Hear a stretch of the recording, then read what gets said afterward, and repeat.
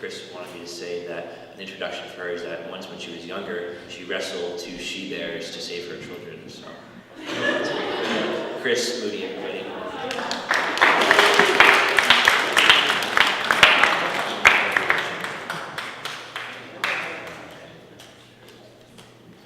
Okay, I'm starting my timer right now, and only I know how much time I have. You don't. So, first of all, I'm not the type of person that ever volunteers to do talks.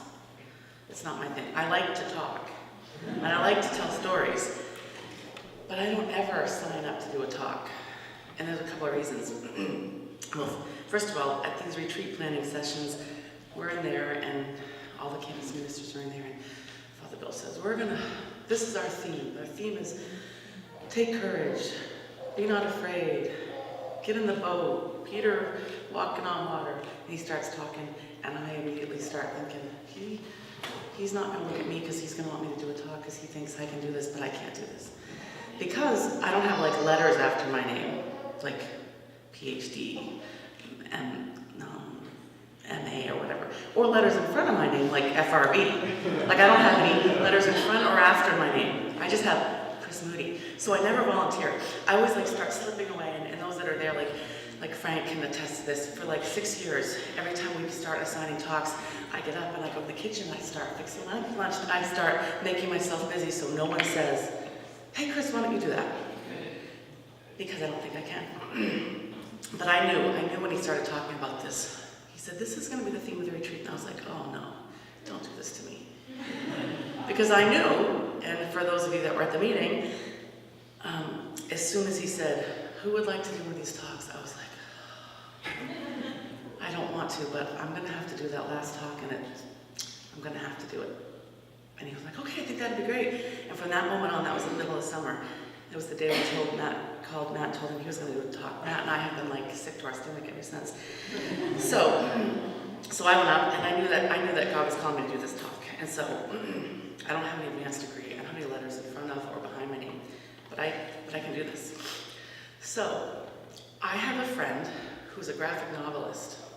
He's a New York Times best-selling author.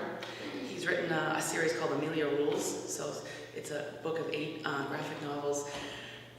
And he's a New York Times best-selling author, and he's great. His name is Jimmy Gownley. He's from Harrisburg, Pennsylvania. And he's recently written a memoir. And it's his life story, about 10 years of his life, in comic form. And it's beautiful, it's beautifully done, it's drawn, it's lovely. And I'm a little bit in awe of it because people always say to me, your life could be like a book. And I used to think, a book? I don't know what that would be called. A movie? Horror movie? Comedy? Drama? Like, I'm not really sure. But when I saw these graphic novels, I was like, my story could totally be a graphic novel. Because then, not me, because I can't draw, but somebody could like draw it out. So I read his memoir, and I happened to make a debut in it, but that's not digress. I asked Jimmy, I gotta do this talk, and I really think you could help me out, and maybe you could like frame it for me. Maybe you could help frame my talk. So I told him, the name of my talk is, Here's the Deal. That's the name of this talk. And I said, when you do these talks, when you're in college, you like have to, if you don't have letters before and after your name, you at least have to look smart. You have to pass papers out and syllabuses and all that stuff. And I said, so I gotta have something. So I said, here's the theme of my talk, and I'd like you to help me. So my story begins, here's the deal, begins in heaven. Me, as a little baby, getting ready to be sent down, okay? That's where this starts. And I told Jimmy this, and he said, I know exactly what to do. So my friend told me, do this for me.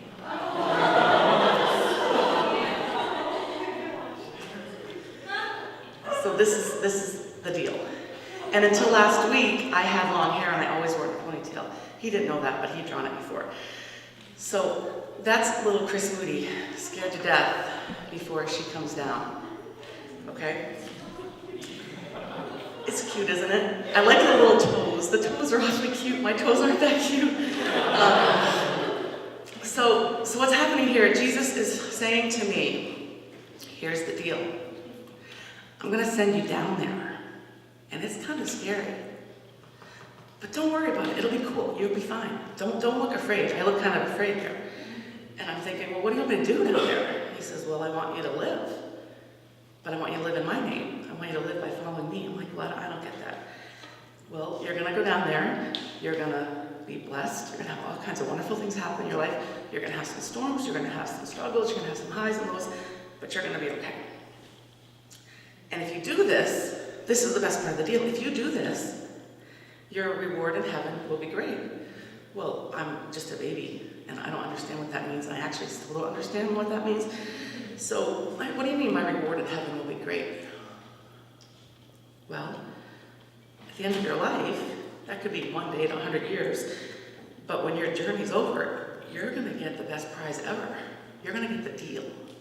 You're gonna get to go to heaven with me, and everybody you've ever loved will be there, and it'll be awesome. It'll be forever.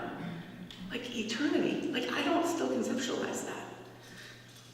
And I was like Hawaii, like beaches and sand and no back pain and no, nothing, no pain. Paradise. And it's forever. Well, I guess I could do that. And then he said, but wait, there's more. This is the best part of the deal. I'm gonna go with you. You just won't really see me like you see me there, but I'm gonna be right there beside you. Like, really? You're gonna go? You're gonna go with me? Like, you're sending me down there to this scary place. All this stuff's gonna happen to me that I don't know, but you're going with me? Like, how could I lose? And he said, I hope we talk every day. That would be great if you could talk to me every day. But a lot of us don't often do that. We struggle with that talk. And also he said, every Sunday, I want you to come to my house and have a meal with me so that I can feel you and sustain you through those times. I'm like, oh my gosh, I love to eat. Eating's like one of my favorite things. So I'll come to dinner, I'll be there. And then he said, and if you mess up along the way, don't worry about it, just tell me. I'll forgive you, it'll be no problem. So I'm literally gonna be there for you. You just have to go do it. So I said, let me get this straight. You want me to live in this crazy human world, but I don't need to be afraid because you're gonna be there. Whatever I need, you're gonna be there. You'll never leave me. And if I do that, at the end of the deal, I get to go be with you forever. Yes. I said, put me in, I'm ready, send me. So he did. So now, there's my setup. Fast forward to September 1986. That was 28 years ago. And I walked into this door, the Newman Center, as a student at the university, that same door. And I stood there before I came in. It was kind of like Alice in Wonderland, like kind of looking through, like I had no idea before I opened the door what was going to happen when I came in here. But I hid the tissues. I just have to clear those. And really, I have a cold. I'm not crying. So I stood out there by that parking lot door 28 years ago this month. And I had a fair amount of struggles up until that point. You know, my father was an alcoholic. He was kind of quite abusive to my mom. And my younger brother, my older sister, and I would sometimes have to leave the house because he was an abusive alcoholic. So we would go to my mom's friends' houses and stay there, and it was not good. But thankfully, my mom had the courage to leave him. When I was 8, she had courage. She faced the fears of poverty, subsidized housing, state assistance. For the sake of protecting her kids, she left him. The good news is, she wasn't Catholic, and neither was my dad, but they both, in some crazy dysfunctional way, said, we should send our kids to Catholic school. I don't know where and how that ever happened, but it did, and I'm really glad it did, because I went to St. John's School in Bangor, and it was costly, it was not cheap, and it was the best thing I could have ever done, because it threw me into an environment where this little girl could thrive. And I wasn't Catholic. None of us were Catholic. 5 of us, none of us were Catholic. So my older sister, she got there and she quickly converted. She was like, 6th grade and she knew everything and she quickly converted. And so I was like, well, if you're converting, I'm converting. Because I don't know, and my brother didn't care. So I became Catholic at my choice. It was my choice. I was 7 years old. I decided I wanted to become Catholic. So I opened that door. I walked in here and I knew instantly this was my new home. I knew it. At least for the next 4 years, or give or take 25 years. I looked down at the piano. This piano was not here, but there was another piano that nobody ever liked, but I loved it. It was electric and it sounded awful, but I loved it. And the music minister was sitting there playing a song, and it was awesome. And I'd been going to St. John's of Bangor, which was great, but it was very traditional, and it was very, it was very Catholic. And I was in college, and I was like feeling like I want to go to church, but like I don't want to be like Catholic. I want to like be cool. So he was sitting over there, and I thought, oh my gosh, that is the best job in the world. I want that job. I want to be the music director at the Timmins Center. I was standing up there, and I'll never forget it. And then this bubble kind of popped over my head, which in the book, I'll have Jimmy draw a bubble over my head that says, you don't know how to play the piano, dummy. So I was like, oh yeah, so how am I going to fix that? I'll take my student loan, my $2,000 student loan, and I'll buy a piano, and I'll just learn to play. And so I did. I bought a piano. It was $2,000, and I parked it I moved it, it's been moved many times, at my sister and Tim's house. And when I say Tim, I mean Tim Ward, my brother-in-law back there with Cameron. Tim was married to my sister for 25 years, and I lived with them through college because I couldn't live on campus. I didn't have the money, so I lived with Karen and Tim. And I put that piano in their family room, and every night I would just practice, and I would ask the music minister, just help me figure something out so I can like at least look like I know what I'm doing, because I can fake it really well. Just show me what I gotta do. So he taught me how to chord. So instead of reading all the notes, I learned how to chord, which is what I do to this day. And I learned how to chord, and I already knew how to sing. So I just sort of like would fake it on the piano and let my voice cover it up. And back then, my voice wasn't too bad. So it worked. That was '86. In 1992, I was offered the job as music minister here. And the truth is, I didn't actually have to play the piano when Father Murray hired me, because I was too afraid. And so I said, oh, I'll be the music minister, but can you get someone else to play the piano? And he said, sure. And I was like, that's awesome. I don't ever have to play the piano. I get to be the music minister. So we hired this Russian woman who could play to beat the band. She read every note. And at Easter Vigil, she had the Gloria set out on that piano. It was like 9 pages. In the middle of it, her pages fell. And I'm like trying to pick up pages and put them back, and it's dark because it's Easter Vigil and the Gloria's starting. And she's like, she just stopped. And I'm holding up pages and looking and trying, and I'm like, we can't do this. We can't do this. This is not going to be okay. The very next Sunday, she called in. She didn't come to work that day. She didn't come to play. Father Murray said, well, I guess you're going to play. I said, no, I'm not going to play. Yeah, you're going to play. Don't nothing to worry about. You've been doing it. I hear you practicing all the time. Just do it. I had no choice. I was scared to death. Scared to death. But I did it. And look at the fruits of that. I'm still here, for better or for worse. So that year, my freshman year was pretty cool. I lived at Karen and Tim's house. I had a car, I had good friends. I was in university singers. Like, things were good. And I was sort of looking at my past like, yeah, I have a past, but I'm in college now, so it's super cool. And then March of that year, I got a call that my younger brother, Mark, who was 15 at the time, was in the ER. He'd had an accidental overdose. I was like, oh, that's all right, because that would not be good if something happened to him. It's my little brother. The long and short of this is, he did not survive, nor did the other 15-year-old who overdosed with him. It was a very tragic time, and it was difficult, to say the least. So it was kind of a wake-up call for me to God, and I said to God, Jesus, is this what you meant, like, about the pain? Because this is my little brother, and he's dead.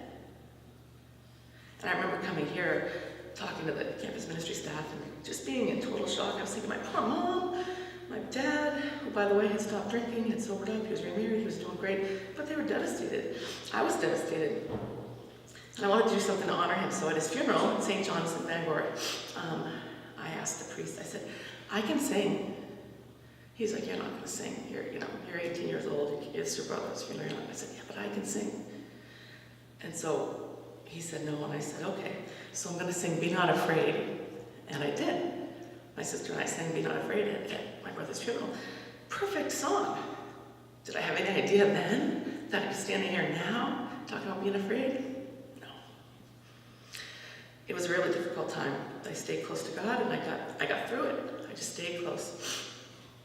During this time, as I said, I went to Europe with university singers. I had some amazing memories. And during that time, I met Brian Moody. Brian Moody is my ex-husband. And some of you know this, but I'm going to cover this quickly because it's important.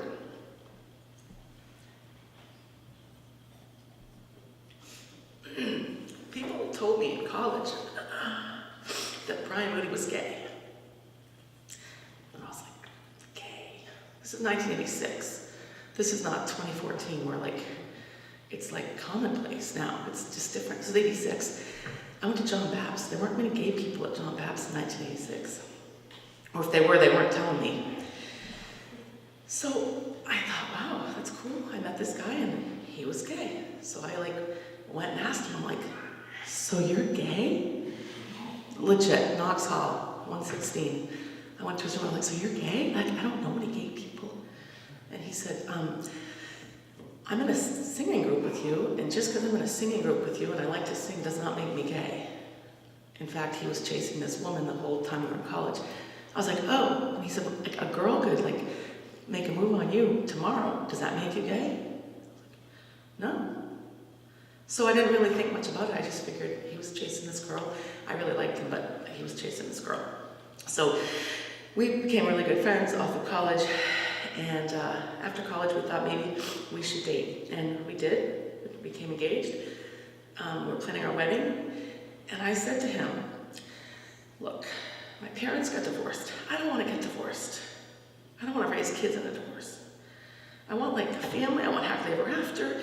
And I know you said you weren't gay, but if there's ever a chance that that's ever gonna rear its ugly head again, could you just tell me now, because I don't want to get divorced. I just don't, ever. And he replied, and again, it's clear as day. He said, look, I love you, and I'm telling you the truth. What I'm telling you is the truth, and if you can't believe me, then it's your problem. So we got married. We had a wonderful marriage. We had 13 years of a really great marriage. We traveled a lot. We didn't have kids for the first 8 years. We went everywhere. We did everything. We traveled with my sister and Tim, and we spent a lot of time with Cameron, and it was great. And during that time, I gave birth to a couple of the most outstanding human beings face of the earth, my kids, Hannah and Sophie, and it was good. It was very good. And I didn't really think much about that, because I had what I wanted. I had my kids, I had my marriage, I was working here, I was playing the piano publicly every week, and getting paid for it. So, not very much though. So he came to me on New Year's Day, 13 years later, and said, I have to talk to you about something. And I said, if you tell me you're gay, I'm going to kill you. Because I just had this feeling. And he said, well, I'm not sure, but I kind of think so. And I said, you know what? I don't care. I don't care. You knew the deal. I told you before. We're not doing this. We're married. We have 2 kids. We both work in the church. I told you I never want to get divorced, so I suggest you figure out a way to deal with that whole gay thing. Because we're not getting divorced. And I didn't tell anybody for 6 months. And it took me a little while to realize that I actually wasn't going to be able to control that situation, even though I sure would like to have. And I remember saying to God during that time, what the heck? Dude, I told him ahead of time, I don't want to be divorced. I want to be a single mother. And I believed him. He said he was telling me the truth, and I believed him. I'm so ashamed. I'm embarrassed. I don't know what to do. And this isn't part of the deal. I said, what am I going to do? said, I thought I did everything right. And God, you kind of failed me on this one. Because this is exactly what I didn't want. He said, I didn't fail you. He did. Sadly, that's a trait of all of us. Humans are humans and we fail sometimes. But he said, I promise you, I won't fail you. And you can get through this. But Jesus, I said, I'm trying to deal with this. You know, my brother died a few years back. And actually, 3 months before New Year's Day, my dad called me and said, I have cancer, and he died 25 days later. So, like, I have all these things going. I'm like, this is not okay. This is not part of the deal. Of course, I had no control over that. I said to God, how do you expect me to raise a 4 and 2-year-old, grieve the loss of my father, grieve the loss of my marriage? How? I'm abandoned, I'm scared. How am I going to do this?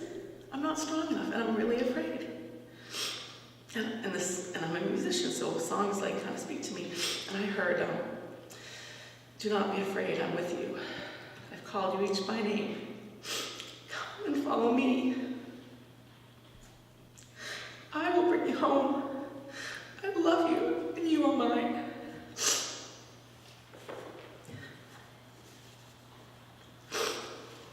It's my favorite song. And that went through my head, and I thought, okay, here we go. I'm just going to keep on going. I can't be afraid. I'm just going to keep on going. I have 2 kids to raise. I got to go. At my dad's funeral, 3 months earlier, which was in this building, and it ended up, my whole family ended up converting. Even my dad was baptized and received his first communion and confirmation and last rites and funeral and blessed his marriage in this building. So there are some blessings. But his funeral was here. And I sang that song with Tim, my sister, and Brian. And I thought, wow, I can't believe it. I sang my brother's funeral. I sang Be Not Afraid. And now I'm at my father's funeral singing Do Not Be Afraid. So I guess I'm going to have to go with that. It's a great song. Interestingly, before Sophie was born, back in 2012, Brian and I had recorded a CD of like the top 12 favorite songs we did here at Newman Center, and it's okay. I actually had stopped listening to it for a while after we got divorced because it was too difficult. But on that CD, "You Are Mine" is one of the songs we recorded, and on that CD, Brian and I asked Karen and Tim to sing with us, and we had to pick a song to have them join us. And so we're like, let's do You Are Mine. Like, we're really good at that. So we sang and recorded You Are Mine on our CD. And Tim always says, I'm on the CD and it's track number 7 if you ever want to hear it. He's always bragging about being on there. So we have a great CD, and actually I just uploaded it to my computer yesterday to re-listen to some of those songs. But while we were recording it, I had no idea that I would be singing it with them at my dad's funeral. So I just kept going. I'm now 36 years old. I'm a Catholic music minister. I'm teaching piano. I'm trying to raise my kids. I'm divorced from a gay guy. And my dad's dead. My brother's dead. And I'm like, well, thank you, Jesus. At least I have my mom and my sister. Because, girls got to have a mom and her sister. So during this time, Father Bill said to me, we have an opening for a campus minister. I was like, yeah, we're going to get to do that. He's like, well, I was hoping you'd send me your resume. I'm a piano teacher and a musician. No letters before or after my name. He goes, I think you could do it. You kind of have some life experience that I think would be helpful for these kids. And I was like, are you kidding me? No, I can't do that. I have no idea how to be a campus minister. Like, that's ridiculous. No. But I'll send you my resume immediately, just in case.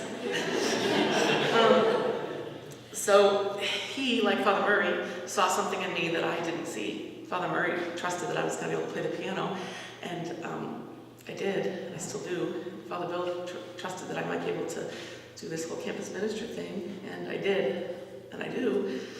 I had no idea. So my next book is going to be called How Two Priests Single-Handedly Saved My Life.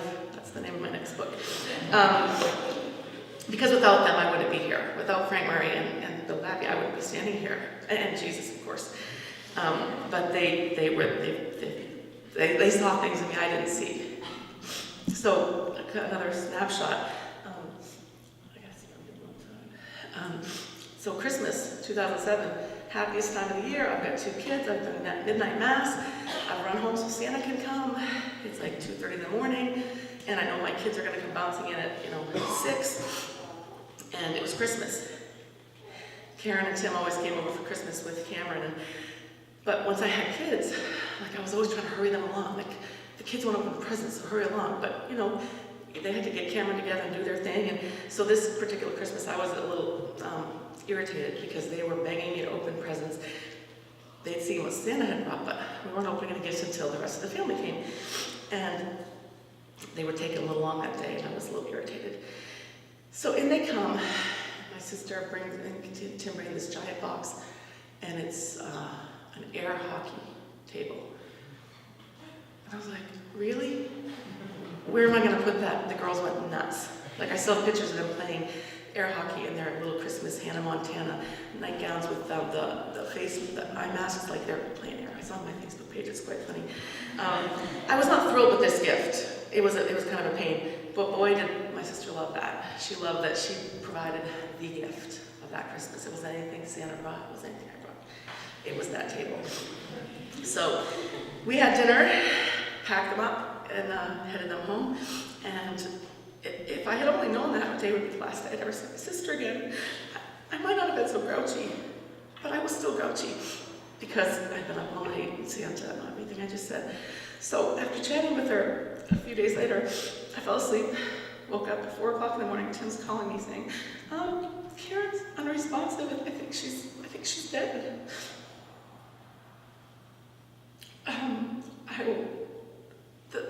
When you hear about like blood-curdling screams, I didn't cry like that. I didn't scream like that when these other things happened. But I was like, no, this can't be happening. Don't say that. And he handed the phone to the sheriff, and the sheriff said, I'm sorry. And he confirmed for me that, she had respiratory failure because of she had a CPAP machine, and there was a bunch of things that kind of went wrong. The bottom line was she died. She was 45 years old. First person I called, 4:15 in the morning. Father Bill, my sister died.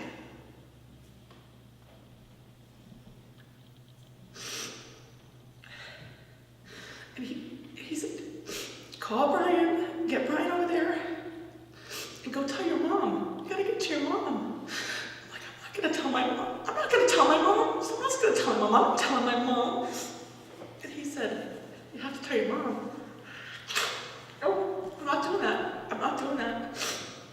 He said, Christine, go tell your mother. So it was a blinding snowstorm. It was the 28th of December. Driving up to VZ, thinking, no, I do not have the strength.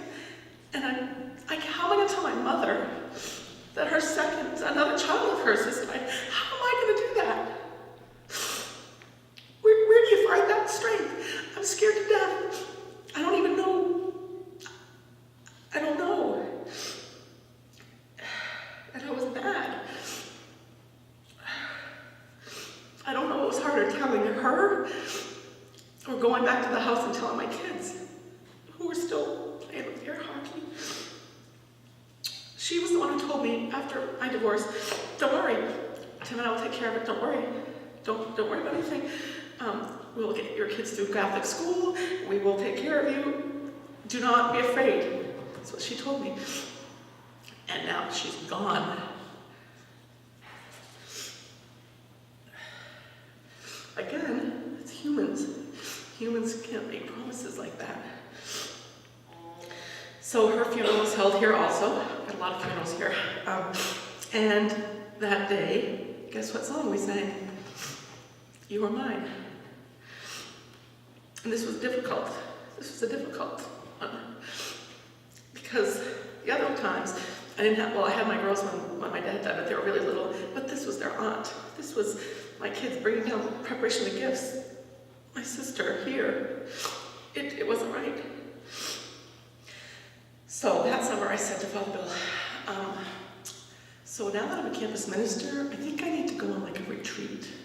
Because I think I need to like deal with some stuff. And maybe you could help me pay for that. And he said, just go. So I found this great retreat house in Pennsylvania called Malvern, and I went to a women's retreat there, and it was the most beautiful place. It was like campus. It was beautiful old buildings, and it was lovely. But you couldn't take a cell phone. And these rooms were really small. There was no TV, there was no cell phones, and it was 4 days. But I went, and I thought, was this my idea? So I went, and during that time there, I said, I'm going to just pray that God is going to give me the strength I need to get through this, because I was not doing very well at the time. So that night, I walked down, there was a grotto there where they had the Blessed Virgin statue, and it was kind of like a tribute to St. Bernadette. And there's a little statue of St. Bernadette, praying, and I sat there and I did the rosary, and I thought, this is really cool. This is just what I needed. And that night I went to bed, and I know you're going to think this is crazy. I know that this might sound familiar with the theme of this retreat, but this is the absolute truth. I've heard people talk about conversion stories before, but I didn't know what that meant. And I heard this voice, but not like an audible voice, but I heard something, and I sleep really sound, so it was definitely not a dream. Woke me up, and I heard this whisper say, get in. I was like, get in what? You need to get in. I'm like, get in what? What is this? What is going on here? I didn't have a phone, I hadn't been drinking, there was no way that I could possibly be hearing this. And I heard this voice say, Christine, you need to get in the boat. Absolute truth, this has nothing to do with this retreat. This happened before this ever happened. And this voice said to me, clear as day, in the only way that I could hear, you've been fighting for a long time, kicking and screaming through these stormy waters of your life, and you're bouncing up and down, and you're treading and trying to keep your head above water, but you're about ready to drown. But I'm here, and I'm not tossing you like a life vest. I'm reaching out to you. I'm giving you my hand. I'm asking you to get in the boat where you'll be safe from the storms. You can catch your breath, and you can just be. You don't have to fight this anymore. You don't have to fight this alone, because I promised you I would be there, and I'm still here. I'm like, God is talking to me. And I heard those words. I couldn't get back to sleep. I just cried, and I thought, I gotta go back down that grotto and say another rosary. But it was like 4 a.m, and it was dark. And why I didn't think to just pray the rosary in my room, I don't know why, because I could have done that, but I didn't. But I just lay there and thinking, this has to be God. God is really here. He is holding up his end of the deal. He's here. He's seen me, tail spinning out of control, and he's inviting me into the boat. So the next morning, I got up. I did go to the grotto, and there happened to be mass that morning at the end of the retreat. And there were about 1,000 people there, because it was a big retreat house. They had a retreat space. They had many retreats happening at the same time. So there were about 1,000 people there. It was a beautiful day in July, and I'm sitting under the canopy of these giant trees, and the sun was out, but it was like cool, and this beautiful grotto, and I'm thinking, oh, I cannot believe getting in that boat. I'm like, that's going to be cool, because then I won't have to worry anymore, and it'll be great. And I looked down at the song sheet. They handed me a song sheet. The preparation song was Be Not Afraid, and the communion song was You Are Mine. I'm in the boat. I'm in. There's no way that this could be happening. So I'm in there. I caught my breath. And I knew that I needed to get back in the boat and stay there for a while before I could ever be ready to step out like Peter. But at least I knew I'd be protected from the storms. So the last 7 years since then have been filled with a multitude of blessings. Watching my daughters grow into a beautiful, faithful, resilient, confident young woman. It's been challenging. A few years ago, my ex-husband, who's been a really good dad, he moved to Springfield, Massachusetts for a job. And it sent my girls into a bit of a tailspin, and I started to talk long and hard to them about getting in the boat. and keeping their eyes on Jesus, because that's the only way you were going to get through it.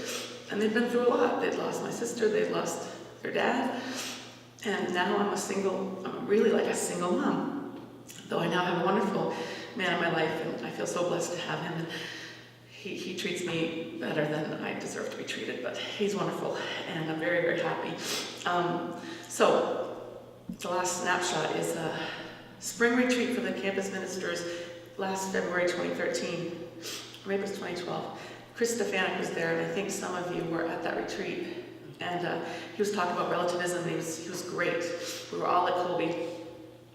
And I went to Kris and I was telling about the struggles I've had, and Hannah and her depression. And he was telling me, get her to a retreat and get her involved with this and that. And it was great. And I was like, okay, so that's what I'll do. And everything was fine. And during adoration, I got a text that I wasn't going to look at, but my phone vibrated, and I always worry about my kids. And I looked, and it was a friend of mine telling me that his dad had been placed in hospice care, and he had a few weeks to live.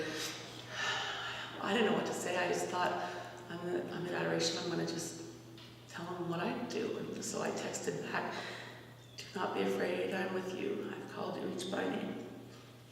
Come and follow me. I will bring you home. I love you and you are mine." We came home that night, and it was another blinding snowstorm. It took us about 2 hours to get from Colby home. It was crazy. But I was thankful because we had a great retreat. I was talking to Kris about my daughter's stuff. It was kind of a cool day. Next morning, I was here. It was a Sunday, and my mom left a voicemail for me, and it's so funny. I still have it. It says, "Hey Kris, it's me. Call me back when you get a minute, okay? Nothing major." And I didn't call back because we had Mass, and then we had supper and Mass, and it's around 8 o'clock that night I called her, and they told me at the assisted living home where she was that they were going to take her over to the hospital because she was a little short of breath. And I was like, well, that's weird, but okay. I said, I'll come right up. She said, no, get the girls to bed. I'll be home in the morning. It'll be fine. So I said, okay. So the next day I went up, and they weren't sure what was going on. Well, long story short, in the next 2 weeks, her condition went from like a routine admission for shortness of breath to being transferred to the ICU, to being put on a ventilator, to dying in 2 weeks. 2 weeks from the day that she called me, and she said, nothing major. So during that time, I was living at the Newman Center, and those 2 weeks, I walked that walk of down there to that chapel, and I laid on that floor, and I begged him to take her. I begged him, why would you ask this of me? It's my whole family, God, it's all of them. Why? Just don't do it, just don't do it. I told God, this was not part of the deal. You didn't tell me this. This was not part of the deal. I don't understand. You know what he said to me? And I knew that night, it was like the fourth night when she was in the hospital. I heard him say, oh, you forget that I do understand. I uttered very similar words the night in the garden, Gethsemane. I begged my Father to take this cup away from me. The night before I was crucified for you, so that I could offer you the deal. I didn't want to do it either. And he said he had to accept the terms of the deal he made with God, and I had to accept the terms of the deal I made with him.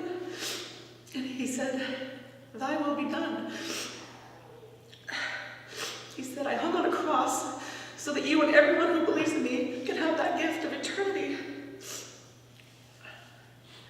I had no idea how much pain I would suffer, he said, but I knew that in the end I would be reunited with my Father in heaven, and that every soul who ever suffered would be reunited with me also. And I know that you have suffered greatly, Christine, but you know that suffering brings you closer to me. And you will in time find a way to be thankful for your suffering, your bumps, your bruises, and your broken heart. I didn't see that coming, but I heard it. And in that moment, I knew she would not recover, even though everyone else thought she would. I knew she wasn't going to. And so I had time in my own heart and head before it actually happened to sort of come to deal with that. So it turns out God has a sense of humor because today is my mom's birthday. And she'd be 74 years old today, and she was crazy. If any of you knew her, she was crazy. She didn't become Catholic by choice. She became Catholic by accident because she went into the hospital once, and my sister and I were sure she was going to die, so we had her baptized. And so she woke up, and she had been going to RCIA classes in Bangor, but she didn't like them. She was not really interested. She's like, well, that's a hell of a deal. I go in Protestant, come out Catholic, and I'd get to skip all the classes. She loved it. She loved it. So, and that was just her. She helped with many a Wednesday night supper, many a Thanksgiving dinner. She helped with a lot, and she loved it here. So, if she were here today, we'd be going to Sea Dog after. Tim would be taking us all out to lunch. She'd probably have some seafood and a sombrero, and we would laugh a lot. So, but instead, I'm here celebrating her birthday with all of you, and I've been blessed with this opportunity to share that with you. But regardless of what you ever think is going to happen in your life, God ultimately holds the deal. But you can trust Him. He'll be faithful. He'll never leave you. Humans are just sent here. We're sent here to love each other, but we can't promise that eternal life. We can't. It's a hard lesson to learn, and it's taken me years. And though I'm bruised and broken, I know for sure that I'm living out my end of that deal. And the boat has saved me. Getting in that boat saved me, and it's allowed me to step back out and do things I didn't think I could do, just like Peter did, like giving this talk. So at her funeral, guess what I sang?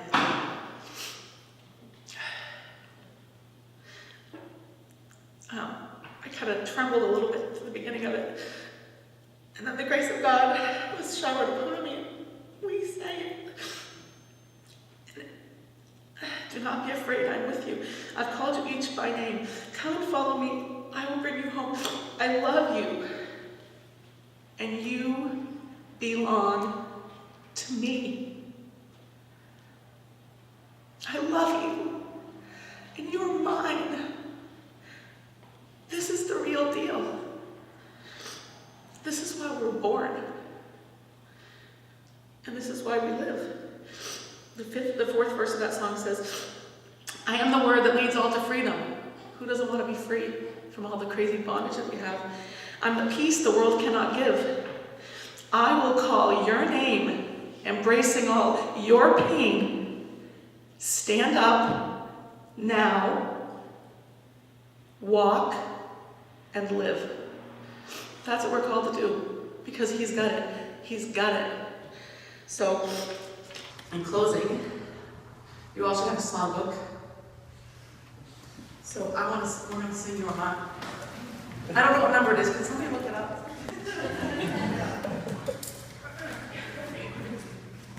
It's like, I don't know. 462. 462.